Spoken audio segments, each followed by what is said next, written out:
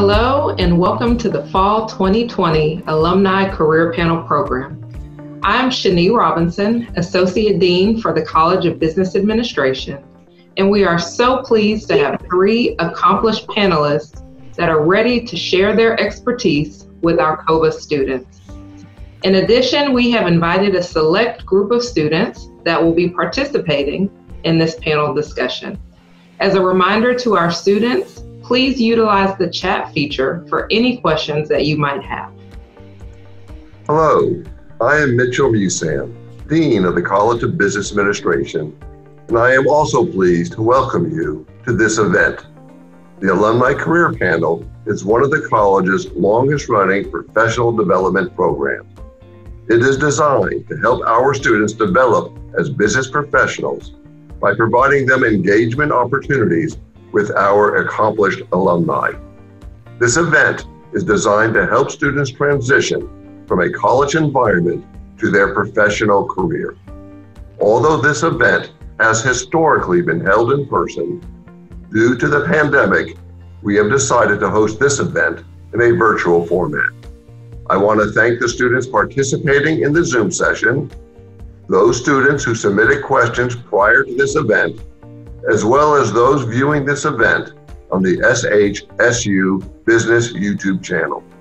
I also want to thank our panelists for sharing their time and expertise to help our students unleash their potential as they prepare for their professional careers. Thank you, Dr. Musam. As we move forward with this event, it is my hope that our audience will participate by listening and learning from the experiences shared and the words of wisdom given by our panelists today. At this time, it is my pleasure to introduce our moderator for the event, Professor of Management, Dr. Anika Simmons, who will introduce our panelists and facilitate our program. Thank you so much, Dr. Robinson. I really appreciate it. And I just want to thank everyone for being here today and taking out time. Everyone is so busy. There's so many challenges going on, but I'm just so grateful that everyone is coming here today to participate in something so important. And as the Dean reminded us, something that we've done for so long and that we all value so much. So we can see we have 3 wonderful panelists. We have Alexis Guy for Ferguson Enterprise. Can you wave so they can see? Oh, perfect. And we have Mallory Long from Houston Methodist Hospital. See her? And then we have Brittany Smith from Facebook. Okay, so what we're going to do is I'm going to ask a set of questions, but if you have anything that you want to share, please use the chat function and we'll make sure that we get your questions asked. And so with that, we're going to begin our discussion together. So the first question, and I'm going to ask this question to Mallory, how did you or could you best use the academic years to prepare for success as a professional? Absolutely. Thank you so much. Hi, my name is Mallory Long. I was an MIS major at SAM. One of the main things I think I got out of it was learning how to network in college. So I joined AITP and was able to go to conferences and understand how to network with people, how to speak to people about what I thought I wanted to do in my career. And I quickly learned what I thought I wanted to do and what I ended up doing were very different.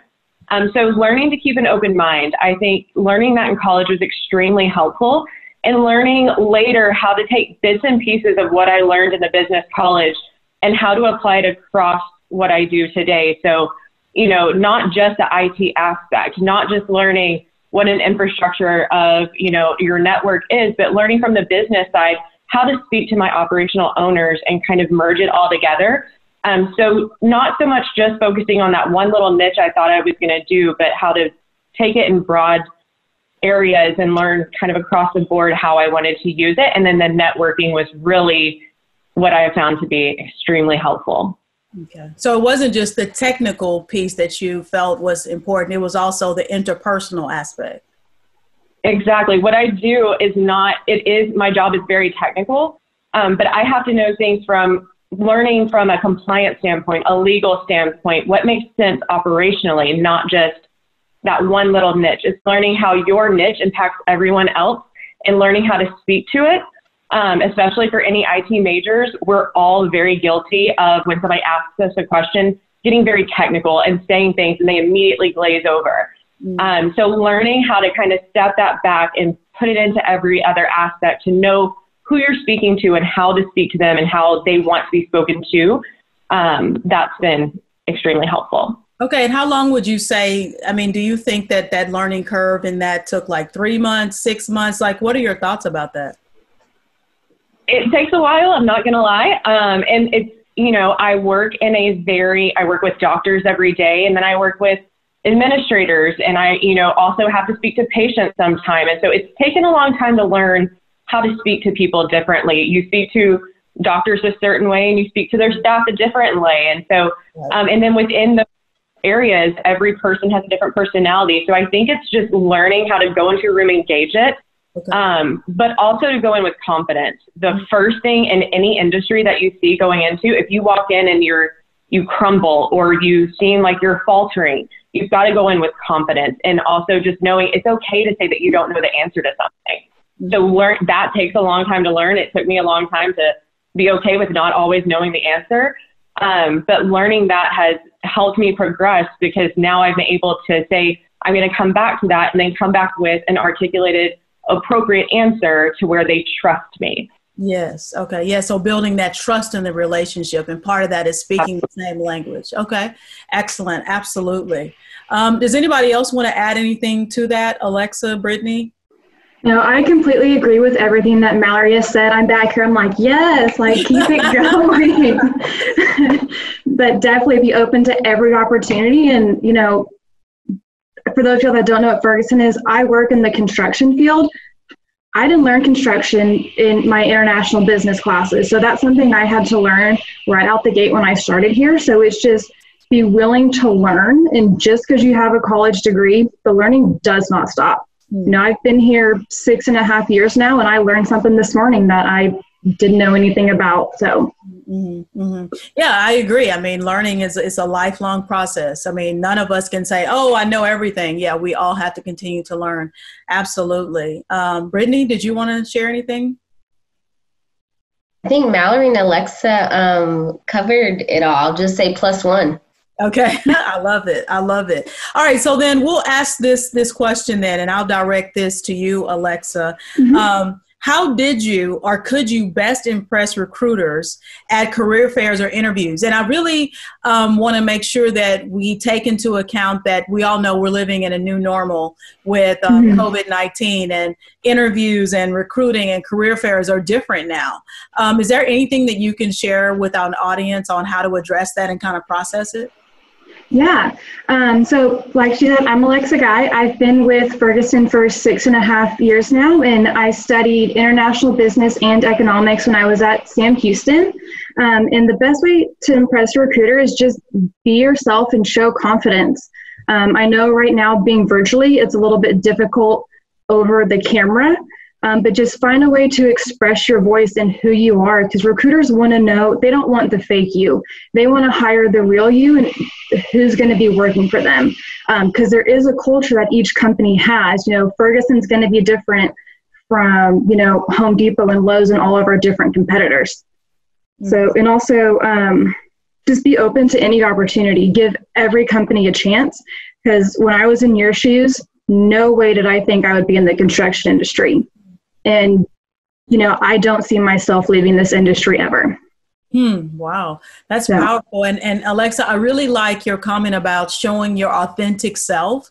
Do you think that it's more challenging to do that during Zoom calls and, you know, conference calls or, you know, different type of systems as opposed to face-to-face? What are some ways that we can still be authentic even though we're speaking through technology?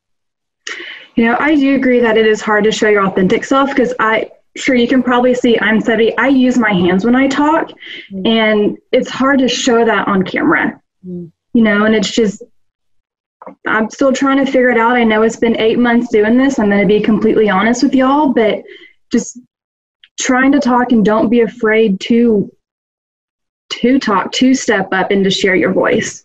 Yes, yes, absolutely. I totally agree with that. Yeah, I mean, Alexa, sometimes I also talk with my hands. I feel sometimes the urge to put my hands higher so they can see I'm talking with my hands. So I know. Yep, exactly. I feel it now too. I'm like, oh.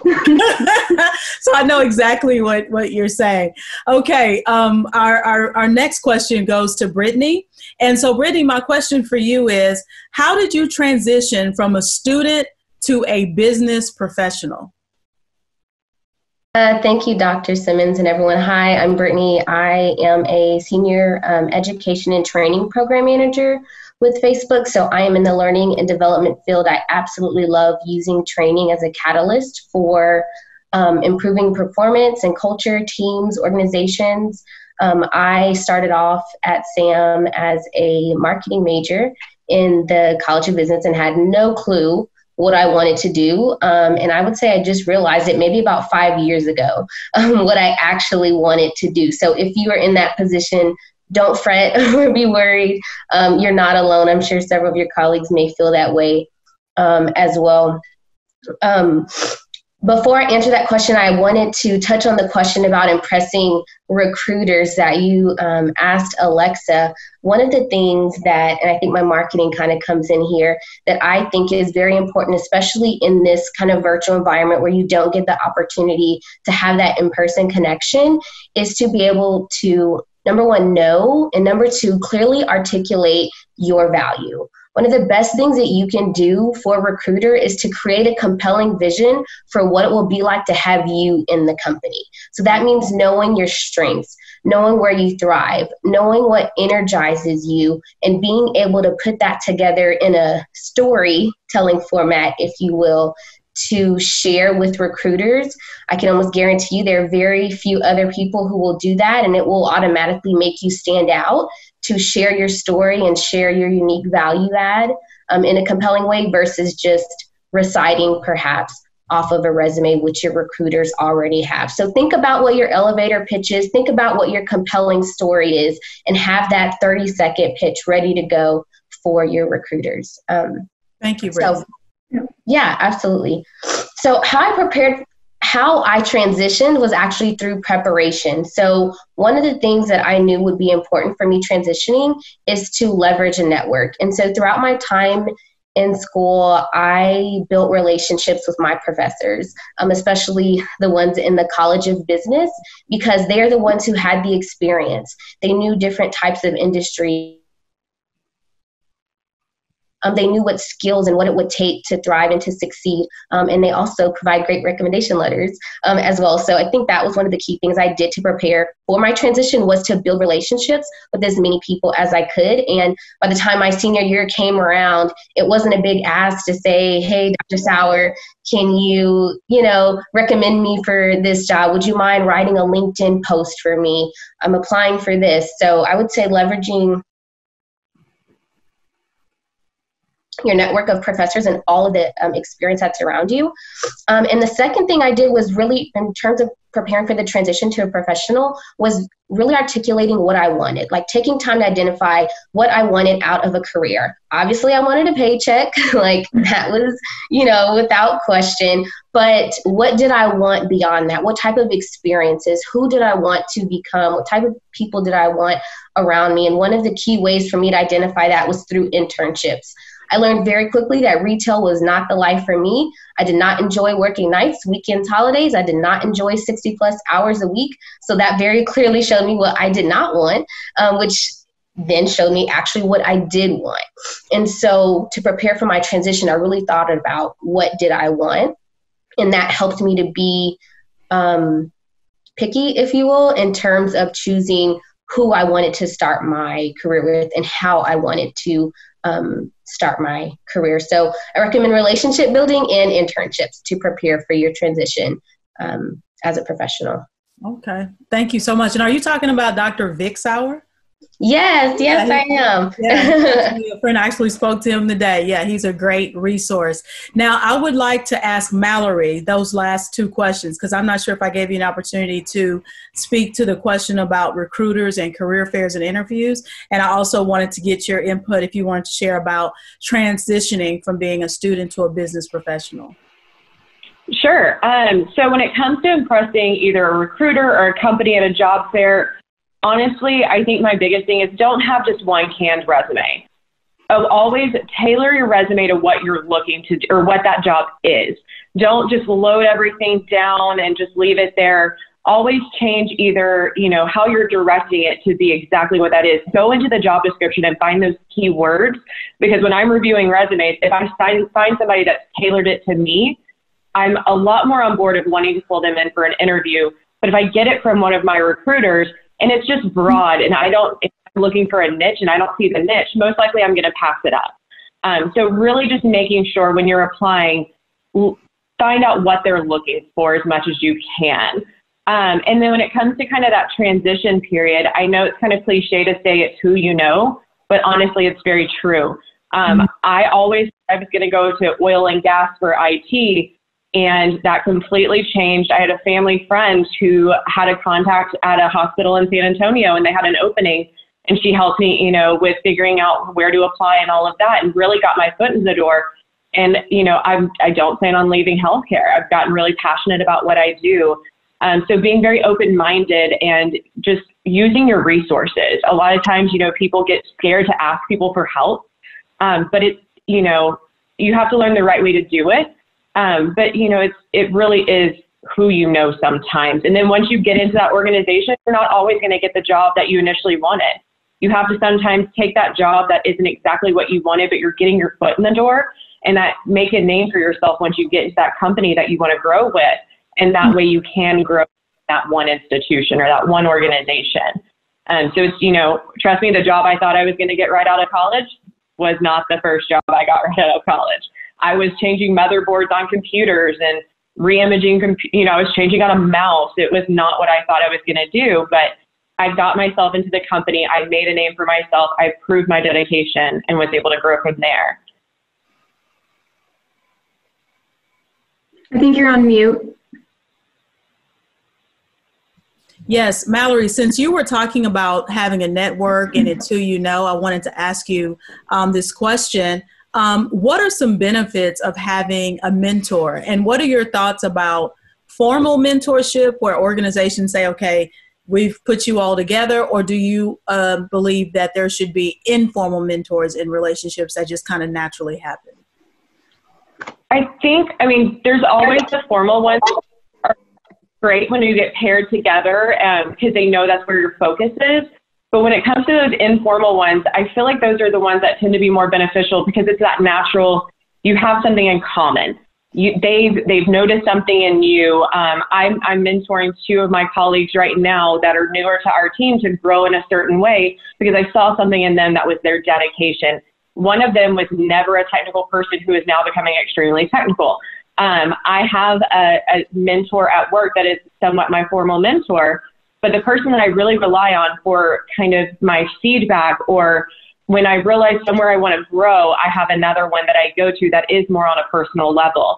So I think it's finding those people that you're comfortable talking to and asking advice of, that you trust to get feedback from. That's extremely important because sometimes that person that you get assigned as your mentor might not be somebody, whether it's personality wise or kind of where they think that you should be growing, maybe you don't align. So it's really finding a way, nobody is going to push for you but yourself.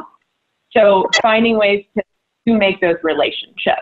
Mm-hmm. Yes, that's excellent. Alexa and Brittany, do you all want to add anything about mentors? Do you have one? What are your thoughts about formal versus informal? Yes, I do. So when I started at Ferguson, I was given a formal mentor within my first month here because we actually do a training program. And it was one of the best things because, you're right out of college, and you have no idea what's going on. So my mentor, he was somebody that at that time I was going the operational route in my career. So he was an operations manager. So he really helped me along that way to figure out, here's what you do in this situation, here's what you do in this situation. But as I've moved from operation into sales and then training, and then now I'm back as a sales manager, he is still somebody that I lean on every single day when, I get that hard customer and I'm just like, oh my gosh, what do I do in this situation? He's been there, so he does help me out. In regards to an informal one, construction is a very male-dominated industry, but it is starting to be overcome. There are a lot more females coming in this industry. So a lot of younger women that are graduating from college, they do come to me. And so I have to show them like, hey, it's okay to feel like this, and kind of walk them through on how to handle and navigate working with contractors, working with plumbers, because it's not the most politically correct industry. And they don't understand that coming in. So it's helping them figure that out and be like, hey, no, like, you are valued. Here's how we're going to handle the situation.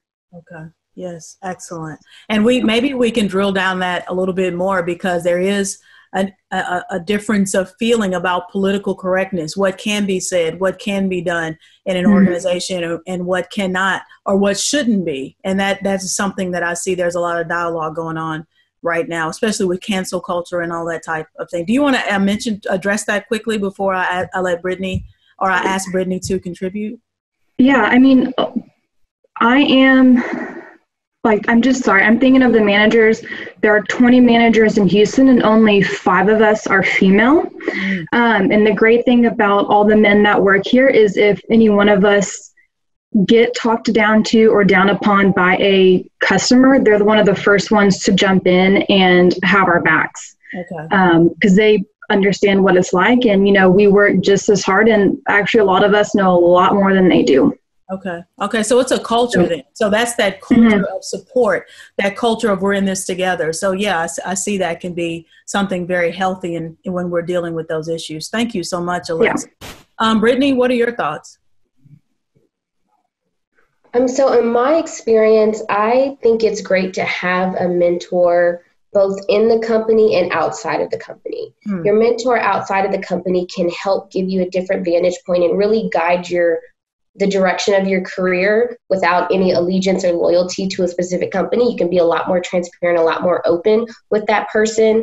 I recommend that they're perhaps someone who is in the field that you're interested in. So for instance, my mentors who are not at Facebook are in the learning and development industry and field. So they're able to kind of help me in that way.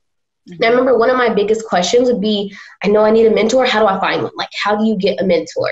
Well, hopefully, as Mallory mentions, it naturally progresses in your company. If that doesn't happen, you can take the reins into your own hands. So there will be people who you come across their path and you get inspired by them. Something about them energizes you and they kind of captivate you a little bit. Pay attention to that, and those are the people who you should reach out to. And you can be genuine and say, hey, I really enjoyed the way you talked about this. I really liked this. I was inspired by your perspective on this. Would love to connect with you and chat with you, for 15 minutes. I think most people are open to that, especially with the little flattery. That's genuine, of course. And then after that conversation, you can share some of your goals, share what you're interested in. Also, be willing to hear about them and what they're interested in. And if you feel like there's a connection, then it's totally appropriate to say, hey, I'd love to stay connected with you. Would you mind if we have a quarterly coffee chat? Would you mind if I put that on your calendar for 30 minutes every quarter? I've never had anyone say no to me when I've done that. And I've reached out to people kind of in that cold type of way, if you will, like a cold call. And so that is one way that you can do it if you don't have those natural relationships that develop and evolve in the actual workplace. Yeah, that is a really great point. I like how you did the work of saying, okay, let's time box this. This is a scheduling thing, because some people reach out, or I've seen, and they want the person they're reaching out to set up all the parameters. But if you've done some of that thinking beforehand, then that's more palatable and acceptable, and generally speaking. So thank you for that. Brittany, is there anything else you wanted to add about the cancel culture and just, the appropriateness of what's being said? Because we all know, all of us, Mallory, Alexa, Brittany, everybody on this call, with social media, sometimes people say things online that they may not ever say face to face. When things come up at work, what are y'all's thoughts about how to handle that in this life that we're living right now? How to handle seeing. Well, just how Alexa was saying that, in her job that there was situations where there was some things that may not be appropriate, how would you handle that? Or what are your thoughts on how to handle that? Got it. Number one, I think it should be handled. There is, if y'all haven't taken it or seen it, there is a book called Crucial Conversations that I highly recommend. I've gotten certified in training that. I've done it for years and it has changed my life. And Crucial Conversations teaches you how to talk about hard things and without others being defensive. And it is detrimental to your performance, the performance of your team, detrimental to cultures to not talk about hard things. So when something comes up, if perhaps someone says something that is offensive to you or inappropriate at work, my recommendation would, number one, to not be addressed in the moment, because most likely your emotions have taken over and you will not be able to think clearly with your prefrontal cortex. So I recommend taking a step back. There's a framework in the Crucial Conversations model that they recommend that you can use. I won't get into it because I could talk about it all day long. If you're interested in learning more, let me know. But for the sake of time, it's helpful to, I think, share with someone who could be a neutral party. So I could say, hey, Dr. Simmons, this happened. What do you think about this? Without saying like, oh, I'm upset. Can you believe this? Just say, hey, how would you interpret this? So getting some outside opinions from a neutral party is something I think is helpful. And then just kind of addressing the situation, knowing that the outcome may not be in your favor. And the other thing I like to always add in is a hefty dose of grace. People are under stress. People have a lot of things going on. Assume good intent where you can will take you a long way. You will absolutely be offended because you are a human with emotions, but being able to overcome that and be a professional and still operate in the environment while also establishing boundaries and letting people know, hey, this is respectful and this is not. I think maintaining that balance is a art, not a science, but is definitely something that everyone can develop the capability of doing. Wow, that's powerful. Yeah. A huge dose of grace and understanding that we're all under a lot of stress. And I also really like how you said assume positive intent. And I agree. If you assume positive intent, that can take you a long way. In fact, I know that there are people who say successful people are people who know how to work well with people that they like and people they really don't care for. And if you can work well with all types of people that are different from you, then that will take you far. So thank you so much for that. Mallory, I want to ask you, what was your biggest challenge when working at your first job after graduation? And I'll ask Alex and Brittany this as well. And how did you overcome this, Mallory? So my first job right after graduation, kind of like what Brittany said, I went into retail because it was an easy thing to do. But my first IT job out of college was, it was learning a lot of things that I didn't learn in college, honestly. It was learning how to build computers when a motherboard breaks and all these things. So really learning how to ask for help.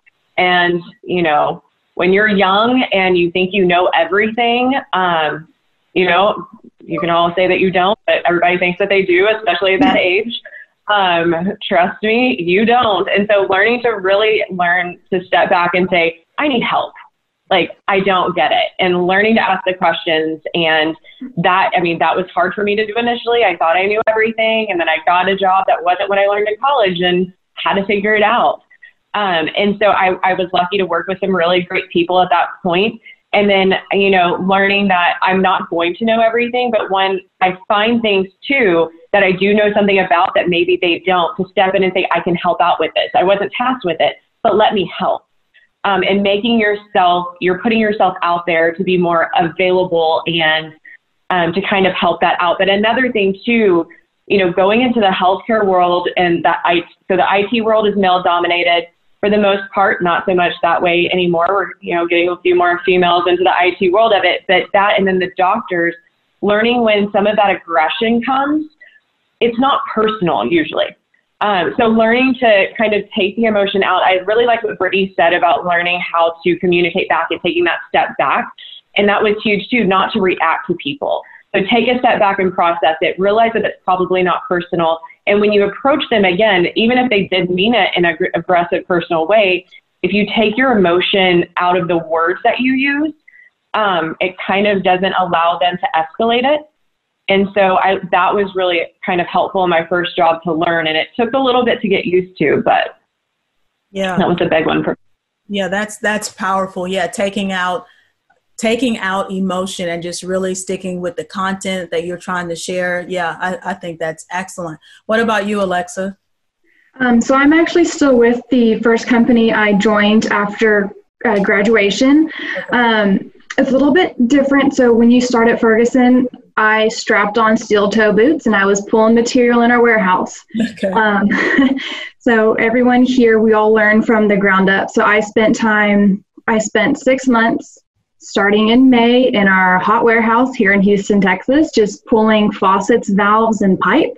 And then I moved to the counter, having to learn our system and keep learning material and how to install and sell everything. So just staying humble. And, like Mallory said, you don't know everything when you graduate. And it's leaning on your mentors and your other fellow trainees and associates to really learn and develop yourself. I am lucky to be with a company that sees and rewards hard work. We don't promote here on tenure. Just because someone's been here 10 plus years, they don't get the manager role. I've been promoted 3 different times within the last 6 years, and it's all been based on my work ethic and just taking opportunities. I was open to everything. There's some people, they want to do just one thing, and sometimes those one things take 10 years for an opening. So just by being open to opportunity, even if that means relocating, sometimes that's how you're going to get the job you want. Wow. Yes, Brittany, would you like to add anything to that? I think the biggest challenge that I faced coming out of after graduating was that I was timid and I lacked confidence. My first job was in sales, and I was responsible for selling collegiate jewelry all across the country to college bookstore owners. So if you can imagine a 20-year-old just out of college, flying on a plane, going to meet with a much older person who has $1 million budget, and you're like, would you like to buy my necklaces and my rings and my earrings? Like, I was not confident at all. And it was scary to me to have to be in front of someone and have them ask you questions. And sales reps are not necessarily, in my experience, not necessarily respected. You're looked down upon. It's like, oh, you're lucky if I give you my time. So that was hard for me. I took everything personal. I was just like, I can't do this. But that was one of the best experiences of my life and one of the best ways to start my career, because through that, I learned to be confident. I learned that despite how I looked, if I looked young or, if they knew my age, that if I was well-versed, if I was prepared, if I knew about their company, if I knew, if I was just well-versed, that I had what I needed and I was armed to be able to approach them with confidence. And so I think building that confidence and being forced into a position to where I wasn't at first really helped me to develop a skill that I have used throughout my career and continue to use, to where regardless if I'm in a room with a CEO or VP or whoever, it doesn't matter. I respect you, but at the same time, I know the value I bring, and I'm able to communicate confidently and to share ideas and, a variety of different things. So that was my challenge and kind of how I overcame it. Oh, man, I love that. Absolutely. I mean, expertise and knowledge are not tied to your age. So it doesn't matter how old you are. You have something to contribute if you've worked hard, put your heart into it. I love all of that. So in terms of being confident, there was a question that was submitted about LinkedIn profiles. What advice do you all give to students about how to have a LinkedIn profile that's professional and that you can be confident in?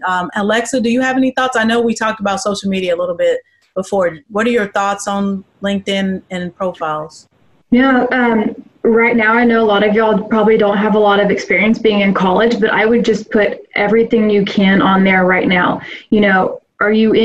What organizations are you involved in? Are you a member or are you an officer? What events have you worked on for this organization? Just you want to use you put on a large event.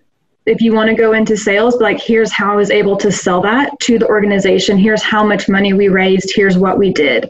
So find a way to swing your experiences in college to make you more approachable or more appealing. Sorry, I just lost the word, to recruiters and hiring managers. Okay. And the professional picture too. Yes. Mallory, is there anything you'd like to add about that?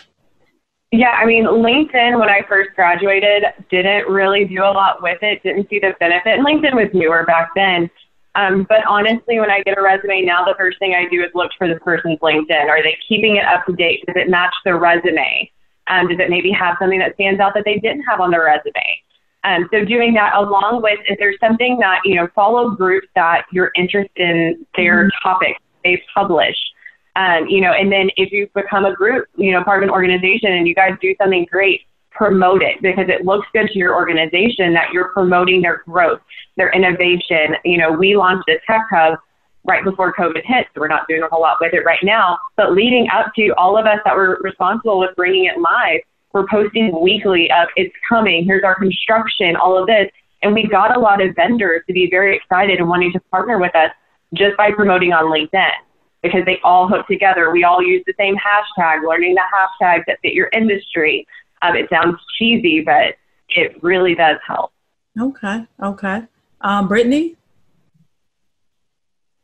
I think as a young professional, there are a few things you can do with your LinkedIn to make it stand out. Number one, there is a profile section where you have like one sentence to say who you are. I see a lot of times people say seeking new opportunities.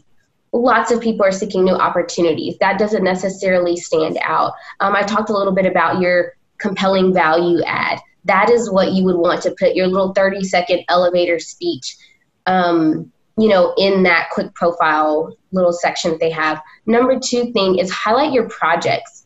So in your career section, you have the ability to upload videos. You have the ability to upload PDFs.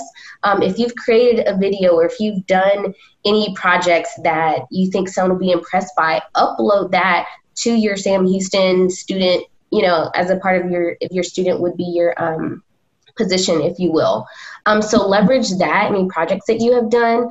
You can link to certain things. And then the last thing I would recommend is using recommendations. So I reached out and requested recommendations from some professors that I had close relationships with. And even now, every time I leave a company, I ask my former supervisor and colleagues, hey, can you provide a recommendation for me? And that stacks up over time. And what you can do is, let's say you see a job that you want, there's a recruiter that you're connected to, or a hiring manager you've connected to, you can reach out to them and say, hey, Alexa, I noticed you had this position open. I am interested in pursuing blah, blah, blah, because blah, blah, blah. Feel free to take a look at my recommendation section to see what some of my colleagues have said about me, to see what some of my professors have said about me. So you point them in the direction of seeing what others have said to kind of brag on you. And it's just a little bit different than maybe some of the other messages they may be receiving from other potential candidates. So I highly recommend using LinkedIn. My last 2 jobs that I got were based on recruiters reaching out to me on LinkedIn. Wow, that's awesome. Absolutely. I love it. In our audience, Brittany L., she has a question. Brittany, do you mind asking your question to the panel? Hi, my name is Brittany Lovett, and I had a quick question. When you're faced with 2 equally qualified candidates, are there some make or break items that you look for, or how do you determine who will be the best fit? I can say for us, a lot of it's personality. So we bring those candidates in, they meet with multiple panels of our teams. Sometimes we pull in other kind of managers from other areas to talk to, but personality really does tend to, a lot of it is what you know, but can you work well with others? And if one person seems like they'll work better with the team environment, that's typically the way that we go. I would second that. When I've interviewed people coming out of college, one question that I always ask is, you're faced with a decision that could cost the company $1 million, and you can't find a manager or a fellow associate. What are you going to do? The person that says, figure it out and get the customer taken care of, even if they mess up, they're the one I go after. If it's someone that's going to be timid and be like, oh, I'm going to wait till I find a manager. No, because we want the customer taken care of. Even if you mess up and you can tell me why you made that decision, that's who I want. I want that confident person. Mm-hmm. Yeah, that reminds me of some readings I've done about Warren Buffett. That's how he is. Even if you make a call, you may make a mistake, that's okay. But if the process was healthy and appropriate, then he totally will back you up. And I think that's a sign of good leadership. That's awesome. I think we have a question from Clayton. Clayton, would you like to ask the panel a question? Of course. I'm Clayton Cottle. I was wondering if any of you are currently pursuing entrepreneurial endeavors, and if so, how do you best balance your time and energy to best perform or to highly perform your 9-to-5 role while still making consistent progress on your business or business idea? I'm not, I can say to that, but I do have colleagues that are. It is a challenge to figure out how you balance that line. I think the biggest thing is knowing what your passion is. If that's your passion and both are, that you put everything into both. You know, you don't let your 9-to-5 split because you're working on your passion project. That's kind of the only thing we have from our side. Yeah, I'm not really pursuing anything entrepreneurial either, but I would agree with Mallory is you give your 9-to-5 that 100%. And then also, you know, you are an entrepreneur, so use your teammates at your 9-to-5 to kind of help promote you on LinkedIn or Instagram or Facebook, whatever social media platform you have, you know, use them to kind of help you too. Mm-hmm. Mm-hmm. Brittany? Thank you. I am not, but I am someone who is very multi-passionate and have an entrepreneurial spirit, as they would say. And what I've decided is to use my 9-to-5 to fund my side hustle.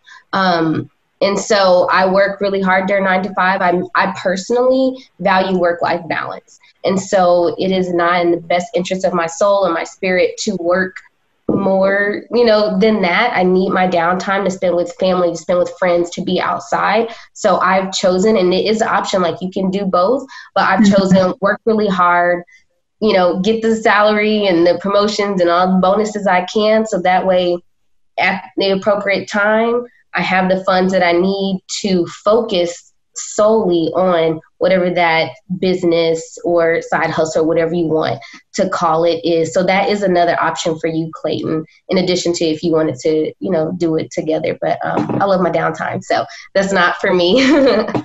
Absolutely. Yeah, and thank you for those two questions, Brittany and Clayton. If you have if anyone else has any questions, you know, please reach out to Dr. Robinson and let us know.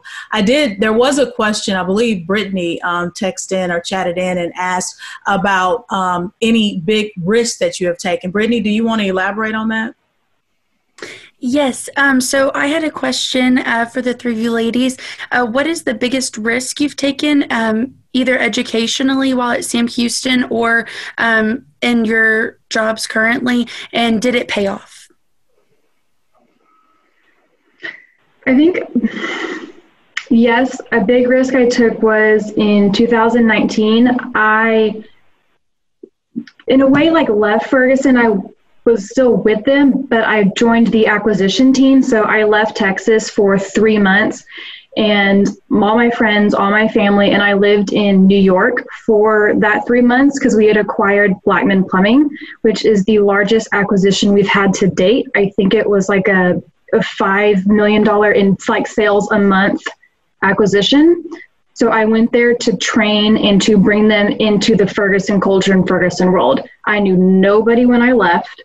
And when that time was done, I actually had I had the chance to come back to Texas, but on our industrial side of the business, where I was able to develop a training department for the Wolseley industrial side of our business. Wow. Brittany, Mallory? I'd say for me, probably the willingness to move was a big risk. So out of college, my first IT job, I knew no one in San Antonio, but I knew that there was a job there that could help me get my career in the right way. So I moved to San Antonio just within a matter, within 10 days, just moved there and got an apartment, started the job, and figured it out. And then when I, decided that I didn't want to stay in San Antonio any longer, I transitioned to a different aspect of IT completely from a clinical side whenever I moved to Houston and kind of made that risk of not knowing what I was getting into, but knowing I knew the company was great. I knew it was going to put me in the right direction and get me now closer to the city I wanted to be in. So just willing to make those kind of gambles and the risk to say, I'm willing to make these changes to advance my career. And sometimes I will admit it's made my personal life be put on the back burner. It's not for everyone. You know, I work, you know, on average weeks, 50 to 60 hours, depending. And, you know, it's making those, sometimes you do risk in certain ways, depending on the job, sometimes your personal life. And it's knowing what you want, you know, what you want to balance. Some people do like to kind of, you know, they like their structure. I like chaos. It's in me. I like a little bit of chaos. So I like the craziness of dropping everything and running to the hospital and going into an ER and figuring something out. Whereas, you know, I do work with people that say it's not their thing. So I think it's also finding your thing and knowing what makes you comfortable. Yes, absolutely. Brittany, did you want to add anything to that? Yeah, the biggest risk that I took was leaving my comfort zone. I had a job for about 5 years that I absolutely loved. I loved every single thing about it. If you asked me, I'd say it was my dream job. It was a smaller kind of startup company. I knew everyone knew me. I was in great positions to where I started being pulled into C-suite meetings to offer consulting, and I got to travel all around the U.S. Like, it was just amazing. But I realized that I had nowhere to grow. And so I had the choice to stay where I knew I loved the people. They were my family. Like, it was just great. Or to leave and try and do something else. And so I did. I knew that if I stayed there, I was risking a lot more, meaning that if I stayed in that position, then I knew my resume, how that was going to look to a recruiter in the next 2 to 3 years when I wanted to make that transition. And that was the greater risk. And so that is when I got the job with Whole Foods Amazon, and I moved to Austin. So similar to Mallory, dropped everything, left within a matter of a few weeks, moved to Austin, not knowing anyone here to pursue that. And I would say 100% it paid off in several different ways. I'm so happy that I chose to not stay comfortable. Wow, that is amazing. Yes. Yeah. Sometimes you got to leave it all on the table. I understand that, and I have definitely been there. We have a question from Abdur. Do you have a question? Hey everyone, my name is Abdur Rahman, currently an MIS major. I wanted to ask, we have a fellow MIS major here. I see a lot of job postings that I feel like, okay, I might know a little bit about it, and I'm like always afraid of applying for it because I have that fear of being a new guy, you know, applying for a job, let's say somehow you get it, and then you're on that job and you're often faced with challenges. You're faced with, what if I can't get it done? What if I have to ask so many questions? How do you get past that fear? Because a lot of you guys were new to the industry that you guys are working in. How do you guys get past that? Hey, I don't want to be looked at as a new guy. I want to be like Mallory was asking, you want to be a know-it-all. You want to perceive that, hey, I have that confidence. I don't need anyone else. How did you get past that hump of being in a new sector or being in a new something you're not comfortable with? You're always going to be afraid. Oh. No, go ahead. You're always going to be the new guy. That's exactly what I was going to say, is like, don't be afraid to be the new guy. Don't be afraid to ask questions, but only ask that question once. We always tell new hires, you always need a notebook. So figure out a way to keep this notebook with you, write that answer down, and know how to find it so you don't have to ask it again. The most successful new hires are the ones that ask it once and never ask it again. Second time we'll answer it, but the third time comes around, we're like, where's your notebook? Where's your notebook? So we were all the new guys. You're going to be the new guy. Don't sweat it. Just be humble and learn. And if use you it to your everything that you already know, it's probably not going to be a position you're going to grow in. So if you need to find that job that's going to put you out of your comfort zone. You're going to have to learn. You're going to have to try. You don't want to get the job that you know everything. What's the fun in that? Like, you've got to have some upward growth, some path. And if you think you know everything on it, I'm sorry, you probably don't. The company does it a different way, and you're going to have to learn their way anyway. So lesson learned, you do everything. So being willing to accept it, being willing to just say, I don't, and in the interview, please admit it.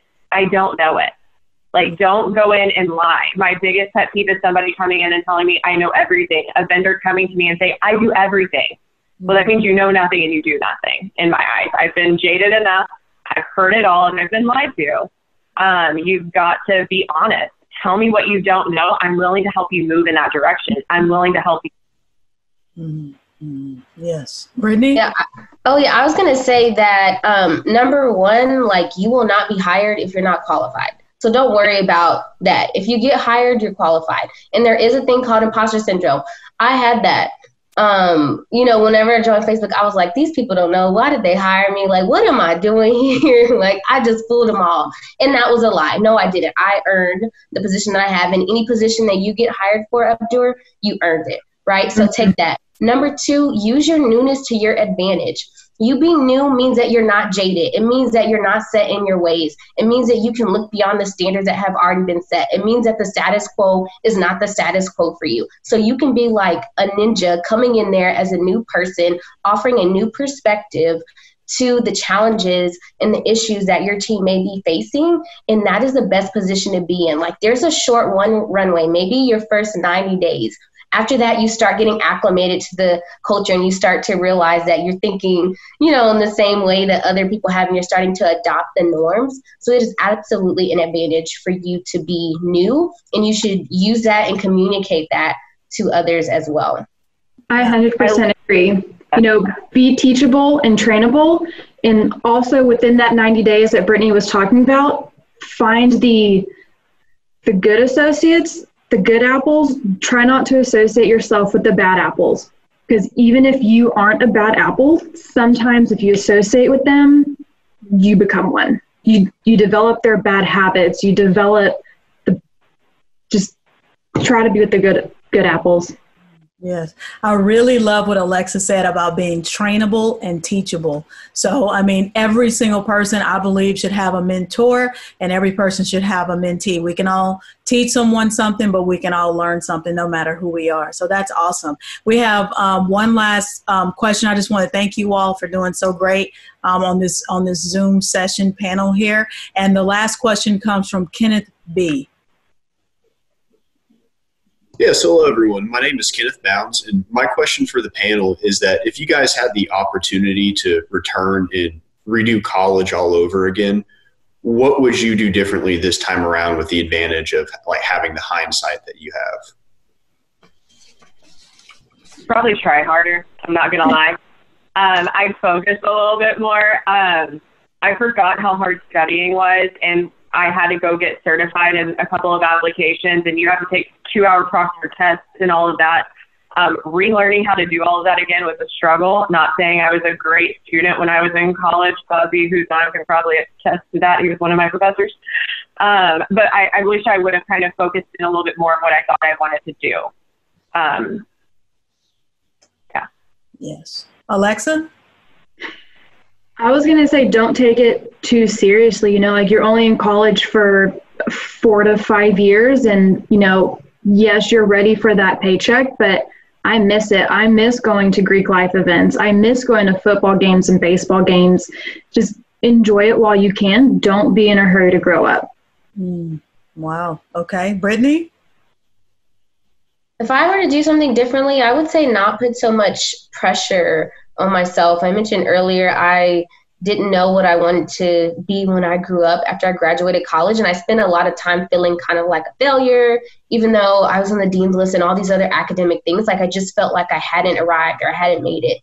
And what I would tell myself 10 years ago is that, like, you won't know exactly what you want to do. Like, your best option is just to continue to make the next best choice that is in front of you. And that will lead you where you need to be. I didn't even know learning and development was a thing when I was in college. Had I known, I probably would have chose that. But so it's okay for you to not have all the answers. Okay for you to not know. You will, if you could continue with self-awareness, if you continue with building your relationships, you will end up exactly where you're supposed to be. Yes. And thank you so much. And Kenneth, that was really the last question that I wanted to get in. So you and I are right there on the same page. I want to thank Alexa and Mallory and Brittany. I've done a lot of these, and I can tell you that this is one of the most authentic, genuine discussions that we've had, in my opinion. And I think that's interesting because it's at the same time the first one that we're doing on Zoom. So our earlier discussion about having a comfort level and being able to share your true self and your inner values online and the challenges associated with that, I definitely think that we were able to overcome that, and that we were able to have some wonderful conversation that I think is helpful to everyone. So again, thank you, panelists, and thank you for all the students who took this afternoon to get all dressed up and smile and be so professional and do a great job. Thank you so much for being here. And we always want to thank our dean and our associate deans and our assistant dean for really just caring about the development of our students and for always being so supportive and having great programming. So if we want these great programs to continue, we have to participate, share the word, let people know about it. And with that, I will give it to our dean. Thank you, everyone. Dr. Simmons, thank you very much. As always, you are a magnificent and professional moderator. You're a great role model for our students. To our speakers, Mallory, Alexa, and Brittany, I've been going to these for several years now, and some of the advice you gave today would rank at the top of the list. Great insights, inspiring stories. You have definitely changed lives. And to our students, thank you for your commitment. Part of success in life is just the willingness to be there and participate. So thank you very much for being professional. I'll turn it over to Dr. Robinson if she has any last words, but to the students and staff and the panelists and Dr. Simmons, thank you so very much.